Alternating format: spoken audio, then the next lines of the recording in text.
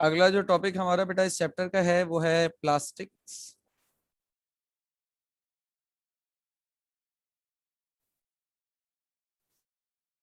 और प्लास्टिक्स क्या होते हैं? They are basically synthetic long chain polymeric molecules. Synthetic long chain polymeric molecule, ये होते हैं बेटा प्लास्टिक बेसिकली। और इनको अमूमी तौर पे हम हीट करते हैं तो ये जो है वो अपनी शेप को चेंज कर लेते हैं, और शेप चेंज करके ये नए तरह के सब्सटेंसेस में कन्वर्ट हो जाते हैं। और अगर इनके हवाले से मजीद थोड़ी सी बात करें कि इनके टाइप्स क्या होते हैं, तो दो टाइप्स के हमारे पास प्लास्टिक्स होते हैं। हम बारी बारी दोनों टाइप्स की बात कर लेते हैं, types of plastics.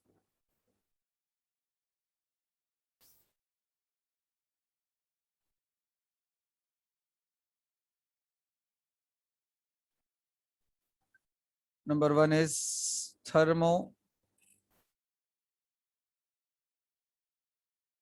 Softening plastic.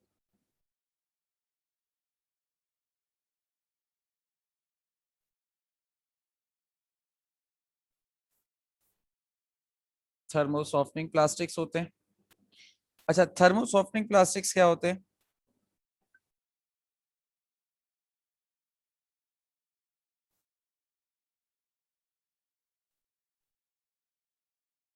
Thermo softening plastics, ऐसे प्लास्टिक्स को कहा जाता है बेटा plastics which softens on heating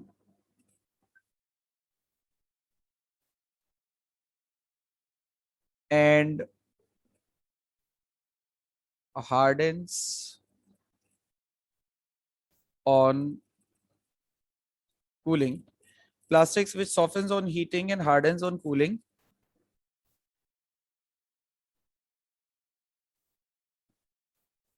and can be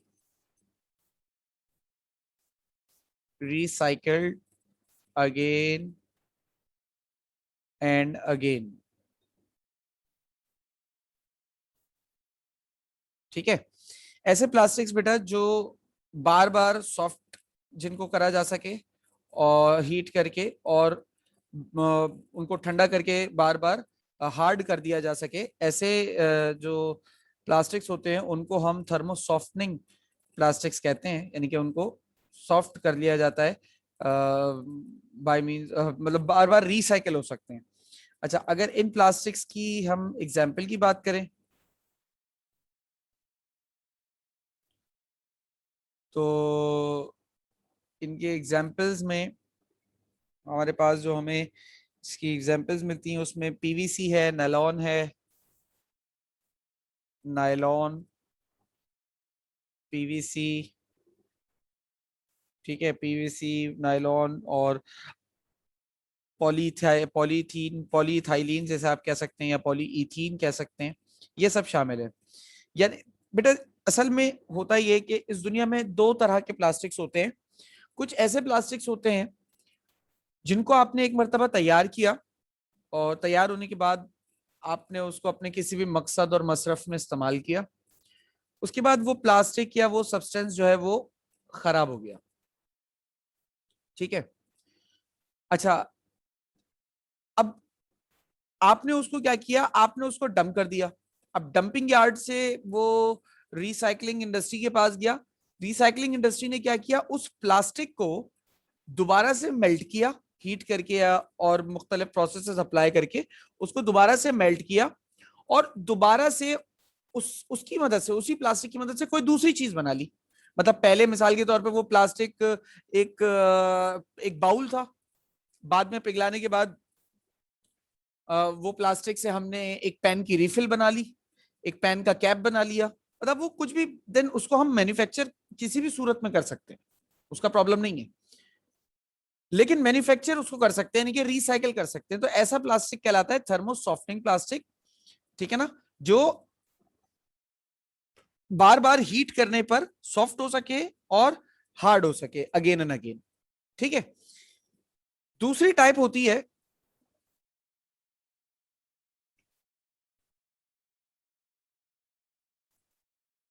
thermosetting plastics.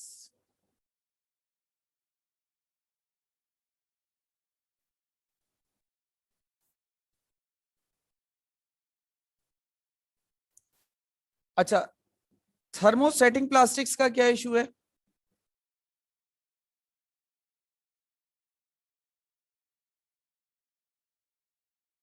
Plastics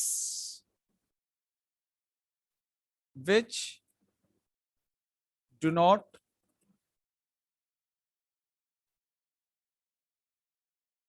softens on heating and hardens on cooling.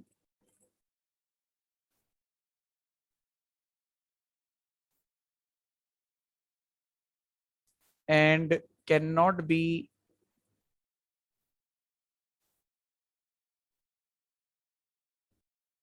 recycled again and again,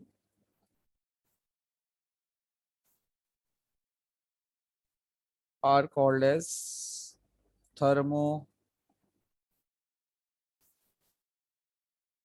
softening, sorry,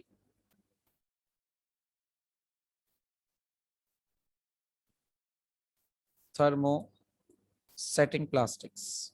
तो ऐसे plastics जो once in a life use हो सकते हैं, यानी कि आप उन्हें एक ही बार हीट करके मेल्ट करके कुछ भी जो भी चीज आप बनाना चाहते हो, आप उसे एक बार बना सकते हो। एक बार वो चीज बन गई और बनने के बाद वो खराब हो जाती है, टूट जाती है, कुछ भी हो जाता है, तो वो प्लास्टिक दोबारा रिसाइकल नहीं हो पाएगा, ठीक है। वो डिस्कार्ड तो हो सकता है, रिसाइकल नहीं हो सकता। अब ये कौन से प्लास्टिक्स हैं? इनमें आते हैं बेकेलाइट और सिलिकॉन्स। सिलिकॉन नहीं है बेटा, ये कहलाता है सिलिकॉन्स, ठीक है। ये सिलिकॉन मत पढ़ लेना, कोई सिलिकॉन एलिमेंट है, और ये सिलिकॉन्स है, ठीक है।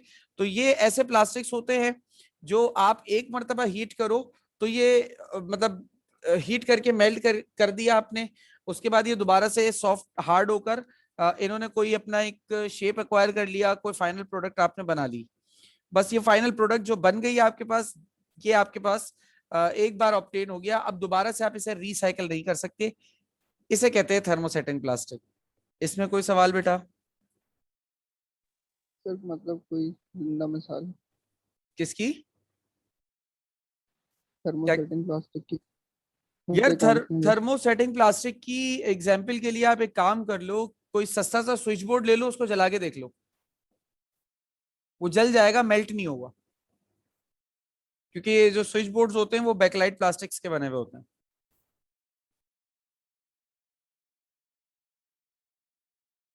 सही है। सर पहली दफा कैसे बनते हैं? पहली दफा तो ये जब बनाया जाता है तो बेटा इसके अंदर बहुत सारे सब्सटेंसेस को ऐड किया जाता है जो प्लास्टिक के कंपोनेंट्स होते हैं। जैसे अभी अगर हम उनकी बात करें तो कंपोनेंट्स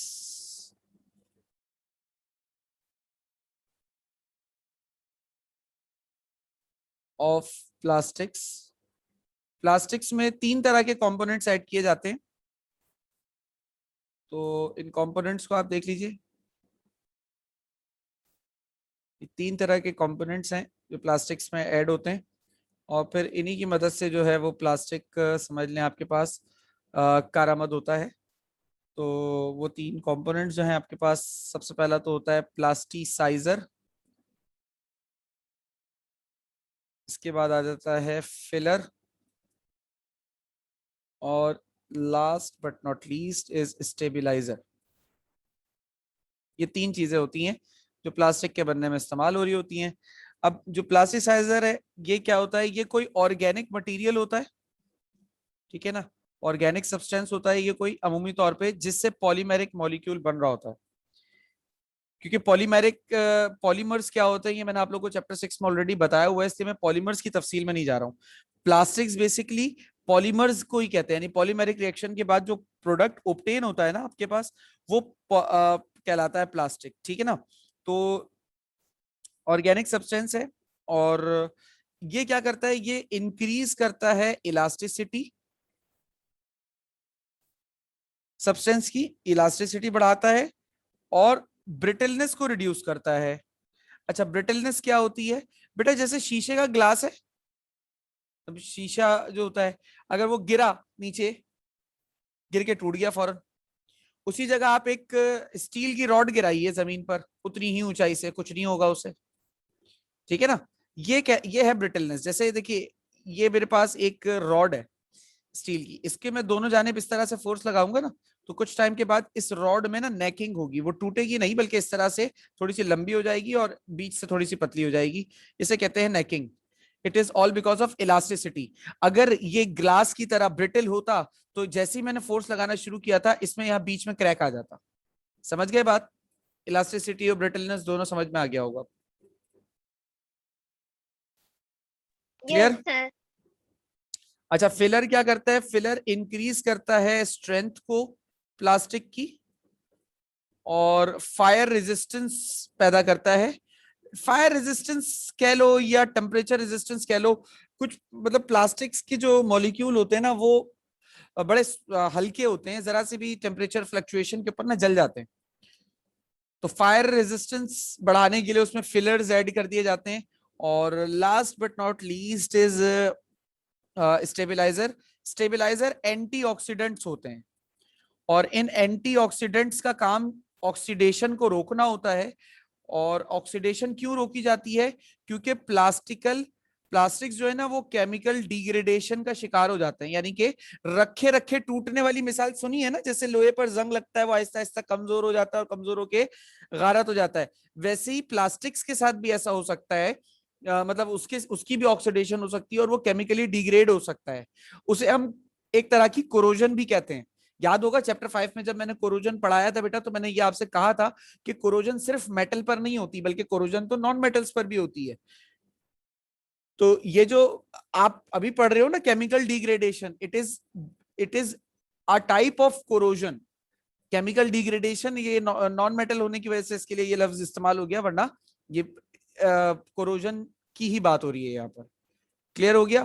तो खिजर, आपका सवाल ये था कि बहुत सारी चीजें इसको बनाने में बेटा इस्तेमाल हुई हुई होती हैं, कोई एक चीज नहीं होती जो मैं आपको बता दूं। अब ये मैंने तीन एक जनरलाइज स्पीशीज बता दी हैं, इनके अंदर भी प्लास्टिसाइजर हजार किस्म के होते हैं, फिलर हजार किस्म के होते हैं, स्टेबिलाईजर हजार किस्म के होते हैं। तो एक कोई चीज बताना जरा मुश्किल है, ठीक है। तो सर वो जो दुकानों पे वो नहीं मिलते हैं अपना दाने दाने टाइप के होते हैं बॉटल्स में, जिनको वो किसी मशीन में डाल के पिघला के कुछ प्लास्टिक बना लेते हैं, तो उसमें ये सब कुछ पहले से मिक्स हुआ हुआ होता है क्या? यार कुछ चीजें ऐसी होती हैं जिसमें आपके पास चीजें मिक्स हुई भी होती हैं, कुछ में नहीं भी हुई भी होती हैं, बाद में मतलब फ्लक्स के तौर पे आपको कोई चीजें ऐड करनी पड़ती हैं थोड़ी बहुत।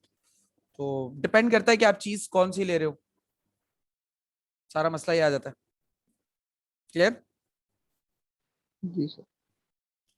अच्छा, कुछ कॉमन टाइप्स ऑफ प्लास्टिक्स दे सकते हैं। ये सैफ अली कौन है? नहीं है इस क्लास में कोई, हटाओ।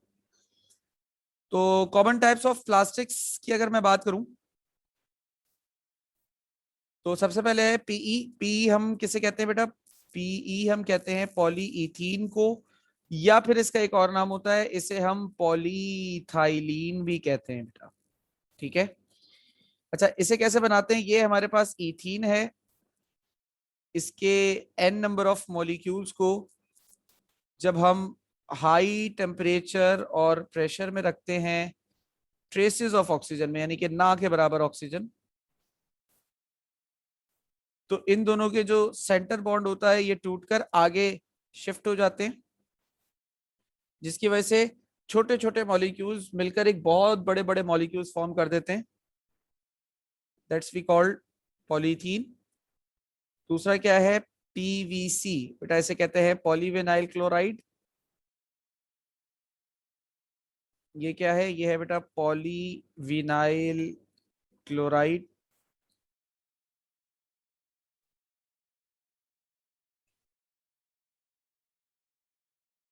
CH2 double bond CH2 CH, ये Cl, ये n नंबर ऑफ मॉलिक्यूल्स, इसको भी हमने प्लेस किया हाई टेम्परेचर प्रेशर पर, एब्सेंस ऑफ ऑक्सीजन में रखा। तो अब इस जैसे बेतहाशा यूनिट्स, Cl लगा हुआ है, इस जैसे बेतहाशा यूनिट्स जुड़ते चले गए।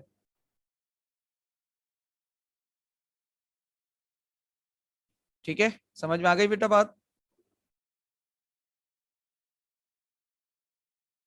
बेटा बात समझ में आई?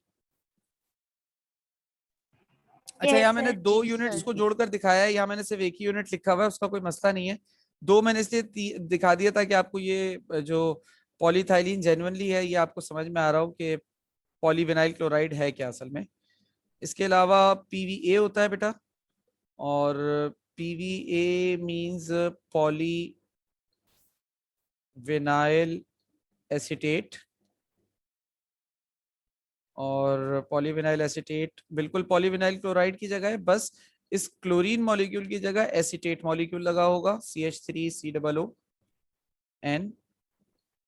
और ये आपके पास आ गया हाई टेम्परेचर और प्रेशर पर in the absence of oxygen.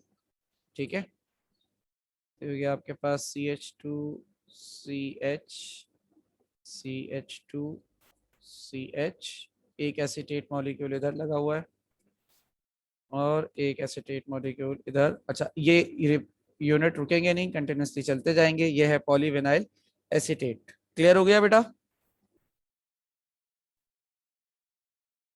बेटा क्लियर है? कोई सवाल?